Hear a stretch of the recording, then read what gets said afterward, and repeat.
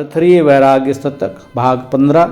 भर्तृहरि जी मन की दशा का वर्णन करते हुए कहते हैं, मन को चिंता चक्रधर खल विधि रहियो घुमाए, रची है कहा कुलाल सम जान्यो कछु न जाए। विधि, कानून, नियम हमारे चित्त को चिंता के चाक पर धरकर घुमा रहा है। खल यानी खलु, निश्चय निश्चित ही यह ब्रह्मा विधि, यह नियम हमारे चित्त को चिंता के चाक पर धरकर घुमा रहा है। पता नहीं यह विधि रूपी कुम्हार क्या बनाना चाहता है। जिस प्रकार कुम्हार अपने चाक पर मिट्टी रखकर चाक को घुमाता है तो वह घड़ा, परई, दीपक या और भी कई प्रकार के बर्तन बनाना चाहता है। लेकिन हमारे चित्त को चिंता के चाक पर धरकर विधि ब्रह्मा क्या बनाने के लिए घुमा रहा है। कहने का बड़ा सुंदर तरीका है। वास्तव में हमारे चित्त को कोई नहीं घुमा रहा है, हम स्वयं अपनी भूल से उसको घुमा रहे हैं। राग द्वेष का उद्वेग हमारे चित्त में जितना होगा उतना वह घूमेगा। राग द्वेष का उद्वेग नहीं रहेगा तो चित्त शांत रहेगा। राग द्वेष का कारण दूसरा नहीं है किंतु हमारा अपनी अज्ञानता है।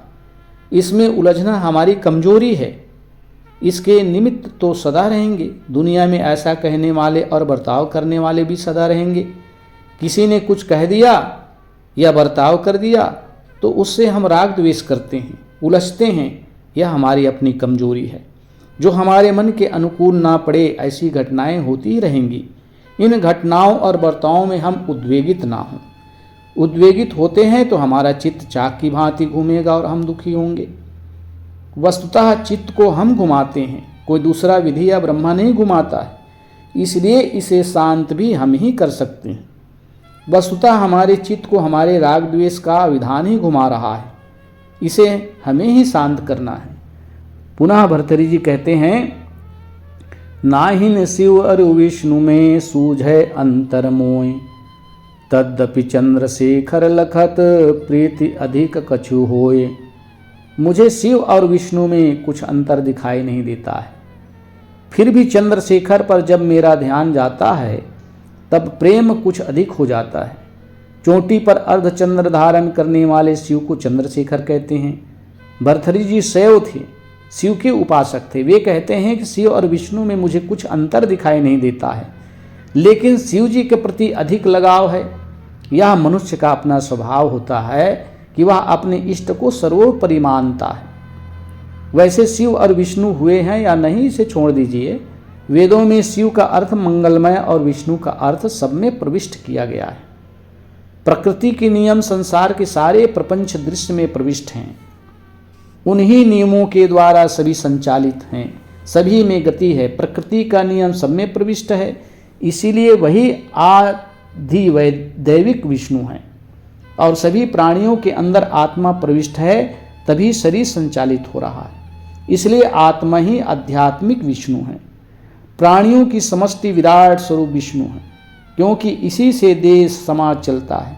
इसलिए ये सारे प्राणी ही विष्णु हैं। यह आदि भौतिक विष्णु है। यहाँ का मूल भाव है विष्णु हो या शिव, सभी प्राणियों में निवास करने वाला चेतन आत्मा है। उसी में प्रेम करना विष्णु और शिव में प्रेम करना है। पुनः भर्तृहरि जी कहते हैं, अरे काम बे काम धनुष टंकारत तरजत, तूहू कोकिल व्यर्थ बोल काहे को गरजत। तैसे ही तू नारी वृथा ही करत कटाक्षे, मोहि न उपजे मोह छोह सब रह गे पाछे। चित चंद्र चूड़ के चरण को ध्यान अमृत वर्षत हिते, आनंद अखंडानंद को ताहि अमृत सुख क्यों हिते। भर्तृहरि जी कहते हैं, ऐ काम, तू अपने धनुष को टंकारत है, वह व्यर्थ है। अब मेरा मन इस संसार को समझ लिया है कि इसके भोगों में कांटे के अलावा कुछ नहीं है।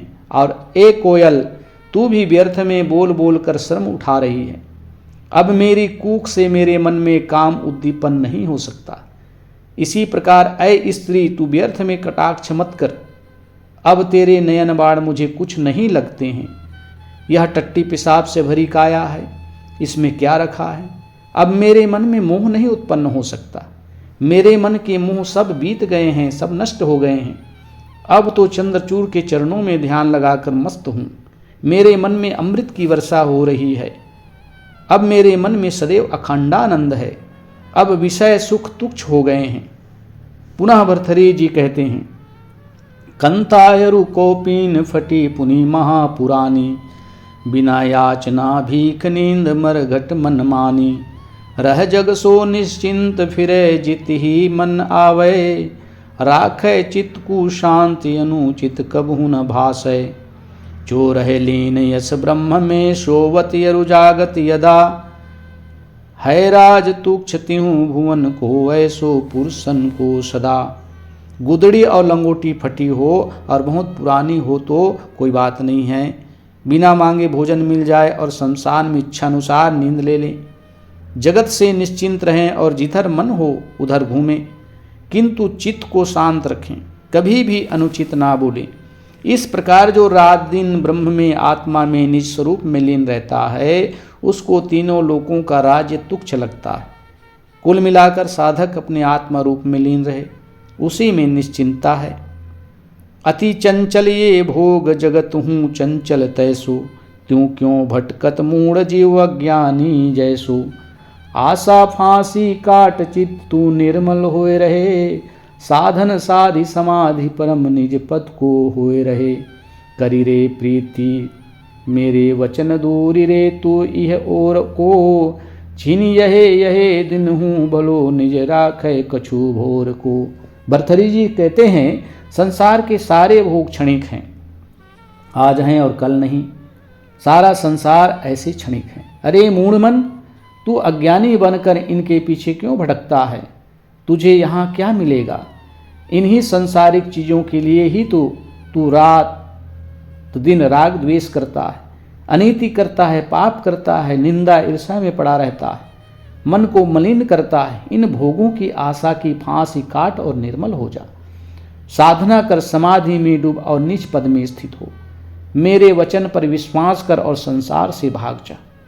यह बड़ा अनोखा समय क्षण क्षण बीता जा रहा है।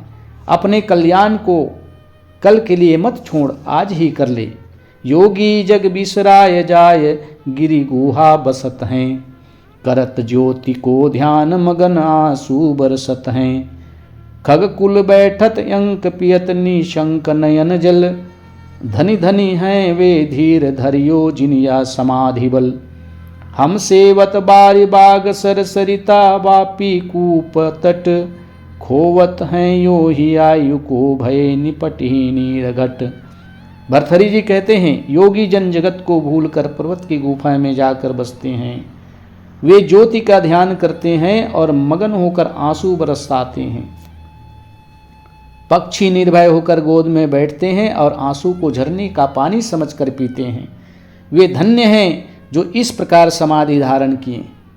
हम तो ऐसे निपट मूढ़ हैं जो फुलवारी, बाग, नदी, सीढ़ीदार कुआं, कूप तट, इन्हीं सब के किनारे पड़े हैं और अपनी आयु को व्यर्थ में खो रहे हैं। हम अत्यंत संकुचित जैसे घड़े का पानी हो गए हैं।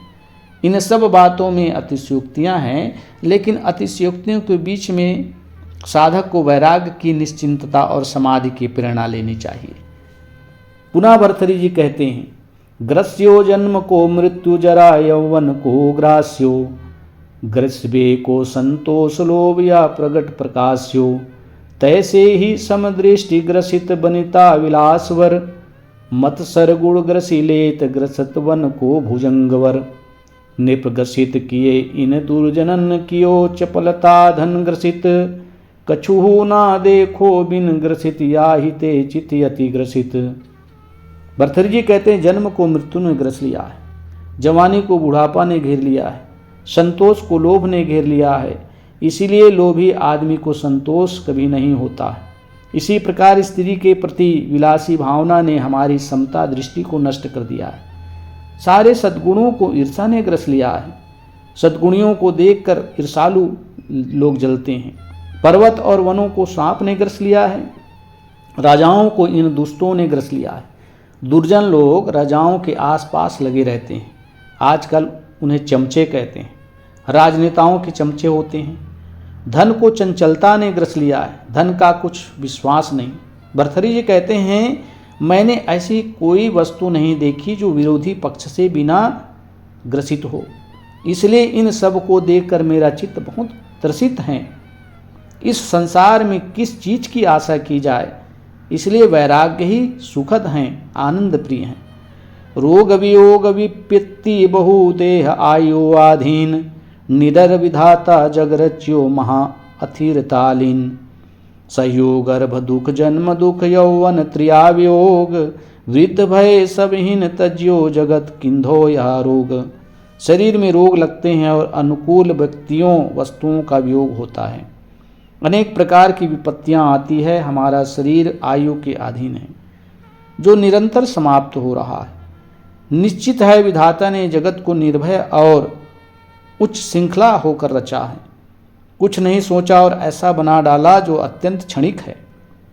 इसमें मैं गर्भ दुख सहा, जन्म का दुख सहा, जवानी में स्त्री के वियोग का दुख सहा और स्त्री को लेकर मन हरदम खोलता रहा, उद्वेगित उत्तेजित होता रहा।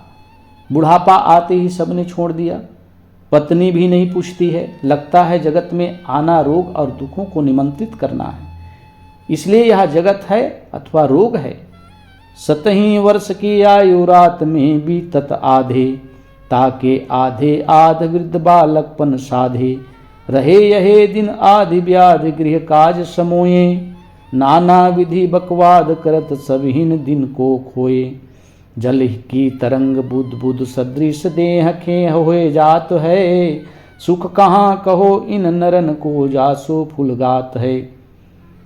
आदमी की उम्र 100 वर्ष की मानी जाती है। कुछ लोग 100 वर्ष से अधिक जीते हैं, बाकी लोग तो 100 वर्ष के अंदर में ही मर जाते हैं। लेकिन मान लो मनुष्य की आयु 100 वर्ष की है, इसमें आधी आयु रात में बीत जाती है और आधे की आधी वृद्ध और बालकपन में बीत जाती है, और जो आयु बची वह आदि व्याधि तथा काम धंधा में बीत जाती है। नाना विधि बकवाद करत सबहीन को खोए। नाना प्रकार के बकवाद, राग द्वेष, परनिंदा, काम क्रोध, मद मत्सर, प्रपंच वार्ता करके समय बर्बाद हो गया। जैसे जल की तरंगे और बुदबुदे क्षण में मिट जाते हैं, वैसे यह देह धूल हो जाती है। कहो भला इन मनुष्यों को इन भोगों में सुख कहाँ है, जो इनका शरीर अहंकार में फूल रहा है। पुनः भर्तृहरि जी कहते हैं, बड़े विवेकी तजत हैं संपत्ति सुत पितुमात, कंथा यरु को पीनहूँ हमसे तजी न जात। भर्तृहरि जी कहते हैं, वे बड़े विवेकी होते हैं जो संपत्ति, पुत्र, पिता, माता जो कुछ अपना माना है उसे छोड़कर विरक्त हो जाते हैं, संन्यस्त हो जाते हैं। हमसे तो गुदड़ी और लंगोटी भी नहीं छोड़ी जा रही है। फिर पुनः कहते हैं, बुढ़ापा का वर्णन करते हुए कहते हैं, कुपित सिंहिनी ज्यों जरा कुपित शत्रु ज्यों रोग, फूटे घट जल त्यों वयस तव अहित युत लोग। बुढ़ापा सिंहिनी के समान कुपित होकर दौड़ी जा रही है। पता नहीं चलता है कि बाल कब एक एक कर उजले हो जाते हैं। आँखों की रोशनी घटने लगती है, दांतों में पीड़ा होना और उनका उखड़ना शुरू हो जाता है। चाम में सिकन इस प्रकार आती है जैसे चोर। रोग दुश्मन के समान हमारे शरीर में हमला करते हैं। शरीर की दशा वैसी है जैसे फूटा घड़ा जिसमें से जल निरंतर बहकर निकल रहा हो। ऐसी दुर्दशा इस शरीर की है, तो भी लोग अहित के काम में लगे रहते हैं, जिससे अपना विनाश हो उसी में लगे रहते हैं। काम वासना का स्मरण अपना विनाश है, क्रोध करना अपना विनाश है, ईर्ष्या करना अपना विनाश है, परनिंदा करना अपना विनाश है, चिंता करना अपना विनाश है, सांसारिक चीज़ों को रात दिन जपना अपना विनाश है, इंद्रियों की लंपटता में पड़े रहना अपना विनाश है। हाँ, शरीर के लिए इन 3 चीज़ों असन वसन निवसन की जरूरत होती है। इन्हें संक्षिप्त लें, थोड़ा लें। कल्याण का काम करो, अपने मन की चालबाजी में पड़कर अपने चित्त को दूषित मत करो, नहीं तो इसी धोखाधड़ी में जीवन बीत जाएगा और मौत धमकेगी और एक दिन नष्ट कर देगी, तब पछताना पड़ेगा। इसलिए पहले ही संभल जाओ। भूभूषण तन रत्न दे नर को करी गुणगान, क्षण भंगुर विधिते ही कियो यह खटकत अज्ञान। विधाता का ज्ञान मुझे खटकता है, मनुष्य को उसने भव का भूषण बनाया। मनुष्य का तन रत्न है जिसमें विवेक उत्पन्न होता है। मनुष्य को गुणों की खानी बनाया, लेकिन इसको क्षणभंगुर भी बनाया, और यह भी निश्चित नहीं किया कि भाई तुम 80 वर्ष रहो या 100 वर्ष रहो, किंतु इतना अचानक चला जाता है कि कुछ पता ही नहीं चलता है। वैसे विधाता के अज्ञान का पता लगाया जाए तो और भी बहुत होगा। भर्तृहरि जी कहते हैं, यहाँ मैंने एक अज्ञान कहा है। यह सब कहने का एक तरीका है। किसी के अज्ञान से हमारे शरीर का निर्माण नहीं होता है, किंतु हमारे ही अज्ञान और मोह से शरीर बनता है। शरीर की जितनी आयु है, समय है, वह बहुत है। हम इस जीवन में 10-20 बार मोक्ष ले सकते हैं, लेकिन एक बार लेने पर और लेने की जरूरत नहीं रहती है। वो तो सदा सदा के लिए आत्मा मुक्त हो जाती है। बस उसी को बनाए रखना चाहिए। समय कम नहीं है। हमारी कुचाल, हमारी आसक्ति, पाखंड और मूर्ता ही हमें नीचे गिराती रहती है। एक तो हम आध्यात्म को ठीक से समझ नहीं पाते हैं, कुछ समझे भी तो तनिक कोई गुण आया उसी का हम घमंड करते हैं। यहाँ तक भक्ति का घमंड, वैराग्य का घमंड, साधना का घमंड, विद्या का घमंड, ज़्यादा दिन के साधु होने का घमंड हो जाता है। यह सब हमारा अपनी अज्ञान है। हम अपने अज्ञान में ही चूर रहते हैं। समय कम नहीं है, समय बहुत ज़्यादा है। हम इस अवसर का उपयोग करें और अपने जीवन का कल्याण करें। भयो संकुचित गात दंत हूँ खरी परे मही, आखिन दिखत नाही बदन ते लार परत बही। भई चाल बेचाल हाल बेहाल भयो अति, वचन न मानत बंधु नारिहूँ तजी प्रीति गति।